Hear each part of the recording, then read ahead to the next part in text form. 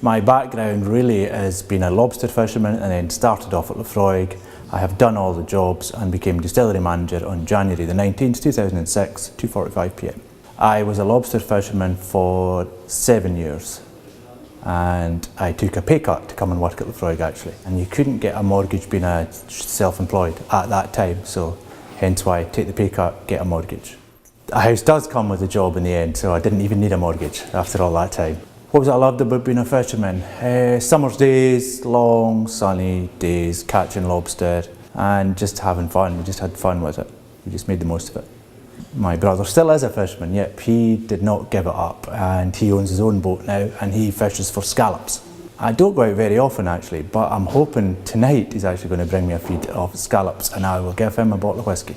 My relationship with whisky began probably when I was maybe 8, 9 months old. Everyone gets that put on their gums on Islay when you're teething. Probably since 8 months old, and then probably legally just probably when I started at Laphroaig, or when I started thinking about leaving lobster fishing, what distillery I was going to try and get into and why. The most special thing about Laphroaig is probably going to be the people.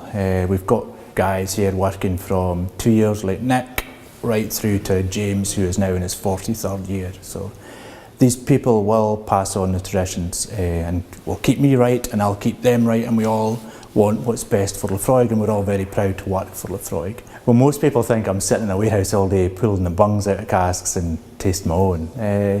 That is exciting. This time of year is really, really cool. It is really cool to just, because you do that. You pick whiskies and you hope people will like it and they hope they see what you see in it.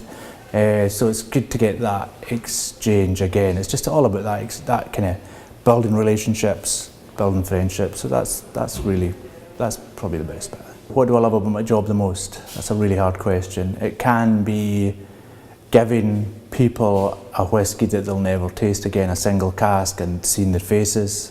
So giving people a bit of pleasure is really fun, really cool. It's good to share. Single malt whisky is all about sharing and what you feeling, what am I feeling. That exchange is crucial. It's a very social thing. What am I without whisky almost? It's almost the other way around.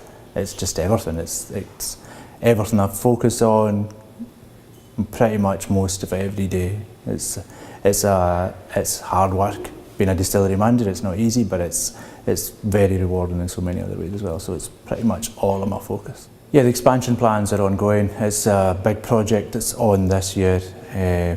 We are looking at liquid for almost the next generation with this, but it's very important with the way Laphroaig's set up, with our floor maltings and the big still in the second distillation, that we do things slightly unique, the process, so we want to keep Laphroaig unique and to keep the flavour profile very, very similar, or the same actually, not similar.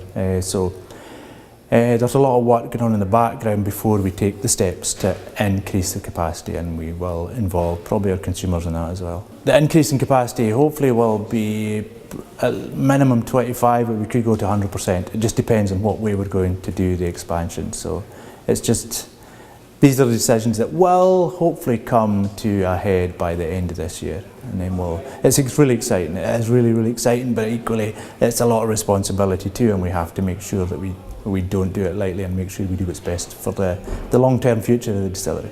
Well, there's lots of challenging aspects about running a distillery in Islay. Being on an island, first of all, sometimes in the winter we don't get ferries serving us. Legislation, there's a lot of red tape in the UK. We like to legislate things, we like to be safe and secure under legislation, but it adds a lot of administration, so that's probably from both sides the worst part. My hopes for the Scotch whisky industry going forward is just to continue the prosperous growth that it's gone under the last generation, and that we don't end up like the 1980s with a big whisky leak. So, long and successful future.